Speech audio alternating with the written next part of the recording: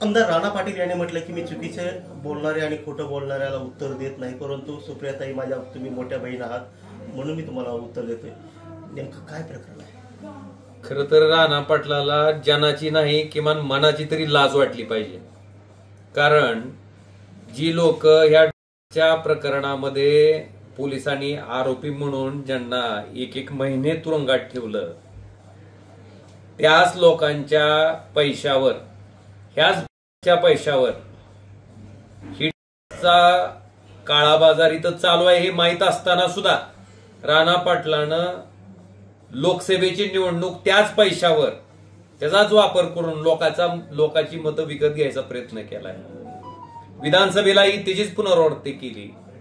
आणि अशा प्रकरणामध्ये जे आरोपी असलेल्या माणसाला, जो जामिनावर बाहेर आहे, त्या माणसाला परत त्या ठिकाणी राजकीय शक्ती द्यायचं काम राणा पाटील करतायत. मला वाटतं ह्याच्यापेक्षा दुर्दैवाची दुसरी गोष्ट असू शकत नाही.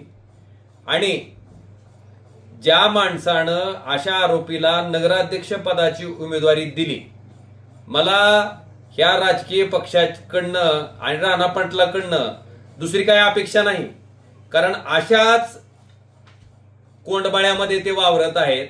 आणि त्याच्यामुळं धाराशिव मधल्या जनतेनं, तुळजापूर मधल्या जनतेनं आता विचार करायची वेळ आलेली आहे की अशा वृत्तीच्या, अशा प्रवृत्तीच्या माणसाला त्या ठिकाणी राजकारणातनं आपण आपल्या स्वतःचं अमूल्य असं जे डॉक्टर बाबासाहेब आंबेडकरांच्या संविधानाने दिलेला मताचा अधिकार आहे ते वापरून मला वाटतंय ह्यांना आता खड्यासारखं बाजूला काढणं हे इथल्या जनतेचं आद्य कर्तव्य आहे.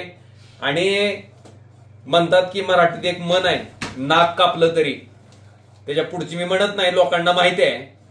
मला वाटतंय अशी अवस्था त्यांची झालेली आहे. चुकीच्या गोष्टीचं समर्थन करणं, चुकीच्या माणसाचं समर्थन करणं आणि परत आपलाच कसा निर्णय बरोबर आहे हे सांगणं, मला वाटतंय ह्याच्यापेक्षा केविलवाणी आणि दयनीय अवस्था दुसरी असू शकत नाही. जनतेला हे निश्चितपणे माहिती आहे की त्या प्रकरणातल्या आरोपींना अटक होण्यासाठी किती कालावधी गेला आणि ही मंडळी जामिनावर कशी बाहेर आली, कुणाच्या आशीर्वादानं आली, हे सर्व जनतेला माहित आहे. आणि जनता निश्चितपणे याचा हिशोब केल्याशिवाय राहणार नाही. आपल्या माहितीसाठी राष्ट्रीय स्वयंसेवक संघानं ह्या ड्रग्सच्या आरोपीला उमेदवारी देण्याच्या बाबतीत विरोध केला होता. तिथल्या महंतांना उमेदवारी द्या अशा पद्धतीची सूचना त्यांनी केली होती. भारतीय जनता पार्टीची जे मूळ कार्यकर्ते आहेत त्यांनी सुद्धा ही मागणी केली होती. पण असं असतानाही आपल्या लाडक्या व्यवहारामध्ये अडकलेल्या माणसाला त्या ठिकाणी नगराध्यक्ष पदाची उमेदवारी देणं, नेमका जनतेत काय संदेश ते देऊ पाहतायत की अशा पद्धतीनं कुठलाही तुम्ही काळा कारभार केला तर आम्ही तुमच्या पाठीशी आहेत, आम्ही तुमचं संरक्षण करू, हे सांगू पाहतायत का? आणि त्याच्या पुढे जाऊन मी विचारतो की अशा पद्धतीच्या व्यसन जर आपल्या लेकरानं केलं तर ते त्यांना चालणार आहे का?